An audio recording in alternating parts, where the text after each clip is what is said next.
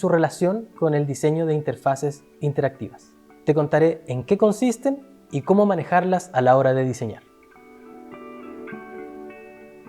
Ya establecimos en lecciones previas que al momento de diseñar, nuestro enfoque debe estar puesto en entregar una buena experiencia a la persona que está utilizando nuestro producto digital. ¿Y cómo hacemos entonces para conseguir que esto sea una buena experiencia? En primer lugar, deberíamos tratar de cumplir con las expectativas que las personas tienen al momento de utilizar este producto. ¿Y por qué es tan importante esto? Porque cuando no cumplimos las expectativas de una persona, la persona se frustra y siente que nuestro producto no le está sirviendo, siente que nuestro producto no está siendo algo que solucione un problema que esta persona tenga. Y esta frustración no simplemente se va a quedar en decir, oh, esta pantalla quizás tiene alguna falla. No va a quedar simplemente en decir, oh, quizás al desarrollador le faltó enlazar este botón. Esa frustración se va a traspasar a todo el producto en sí y quizás incluso se traspase a la marca, a la organización. Esto está muy bien explicado por la ley de Jacob, que conocimos en una lección anterior, que indica que los usuarios pasan la mayor parte de su tiempo utilizando otros productos digitales. Por lo tanto, cuando llegue el momento de usar el producto digital que nosotros estamos construyendo, van a esperar que funcione de la misma forma que aquellos productos que ya conocen. Esto se llama la ley de Jacob porque es una definición que hizo Jacob Nielsen, que es algo así como un gurú de la usabilidad y la experiencia de usuario. ¿Y por qué ocurre esto? ¿Por qué muchos productos funcionan de la misma forma? Ocurre así porque existen problemas recurrentes. Y como son problemas recurrentes, se le aplica una solución estandarizada. Por ejemplo, si lo llevamos a un caso fuera del diseño, vamos a descubrir que mucha gente tiene un resfrío común. Y para el resfrío común, el doctor lo único que hace es recetar un paracetamol o la medicina que sea la solución estándar para este problema recurrente. Y esto mismo se aplica al momento de diseñar interfaces de usuario. Por ejemplo, un problema recurrente podría ser que el usuario requiere navegar por elementos de estructura similar pero de contenido diferente. Y cada uno de estos elementos debería enlazar para ver más detalles del contenido. Ese es un problema, ¿cierto? Tenemos que dar una solución a este problema al momento de diseñar una pantalla. Podríamos tratar de reinventar la rueda y crear una experiencia de navegación por elementos que sea completamente nueva y disruptiva, pero podríamos afectar a las expectativas que las personas tienen. Por lo tanto, vamos a ir con una solución estándar. ¿Y cuál sería una solución estándar?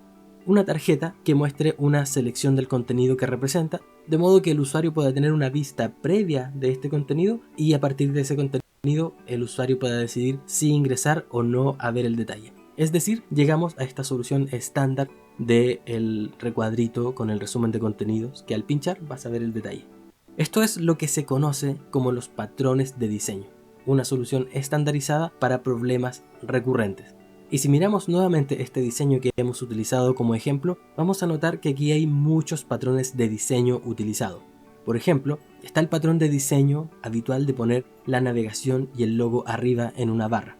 Está el patrón de diseño de poner el título acompañado de un campo de búsqueda y que esto vaya justo arriba del contenido para que se entienda que esta búsqueda va a filtrar el contenido que aparece abajo.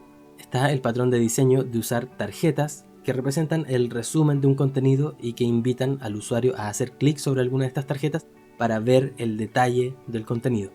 Entonces, los patrones de diseño nos ayudan a crear interfaces de diseño que responden de mejor manera a las expectativas que los usuarios tienen porque se condicen con aquella experiencia que los usuarios ya tienen en otros productos digitales. Entonces nosotros debemos tener la capacidad de identificar y aplicar el patrón más apropiado en cada circunstancia.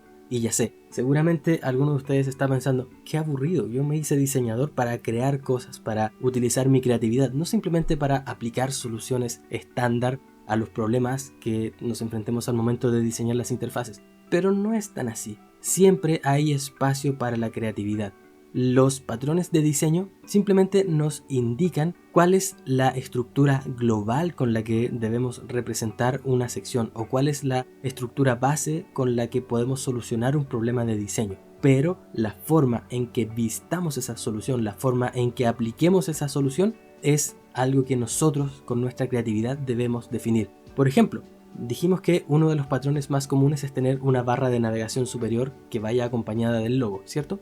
Pero mira todos estos sitios, la Casa Blanca, Doméstica, Samsung, Apple, Nickelodeon, Latam, Webflow, todos estos sitios cumplen con ese patrón de diseño de tener la navegación superior acompañada del logo.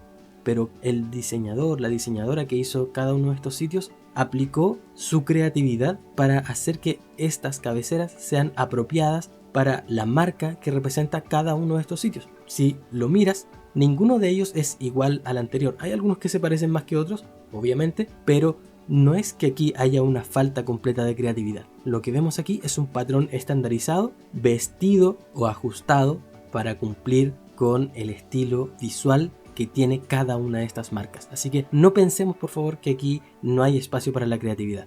Simplemente seguimos una receta estándar, seguimos una definición base, pero sobre ella podemos aplicar tanta creatividad como nosotros queramos, mientras que esto no haga que estropeemos la experiencia del usuario y dejemos de cumplir con sus expectativas. Ahora, si quieres saber más acerca de los patrones de diseño de interfaces digitales, te recomiendo visitar el sitio ui-patterns.com, porque ahí hay una biblioteca más o menos completa de diferentes patrones de diseño que podemos utilizar a la hora de construir nuestras interfaces. Y estos patrones están muy bien documentados. Hay una definición de cuál es el problema, de cómo este patrón vendría a solucionar este problema y de cómo se puede utilizar. Así que es muy útil y te recomiendo visitarla. Entonces, como conclusión, mi recomendación final es que debemos encontrar un equilibrio. Debemos hacer que, por un lado, nuestro producto resulte familiar en términos de uso para los usuarios y que al mismo tiempo sea único en términos de identidad. Es decir, que el usuario al llegar a utilizar nuestro producto no se pierda, sepa dónde encontrar el contenido, sepa cómo navegar a partir de la información que le estamos presentando, pero al mismo tiempo visualmente que lo vea y entienda de inmediato, oh, esto pertenece a esta marca, oh, esto pertenece a esta otra marca, pero sin que eso afecte a la experiencia de uso.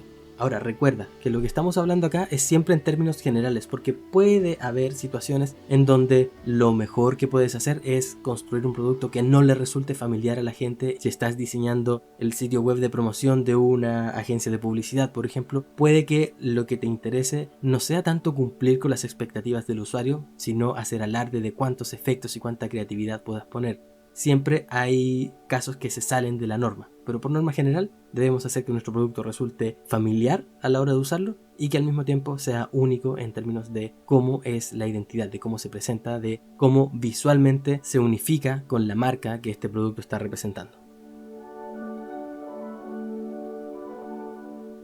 Ahora que ya conoces los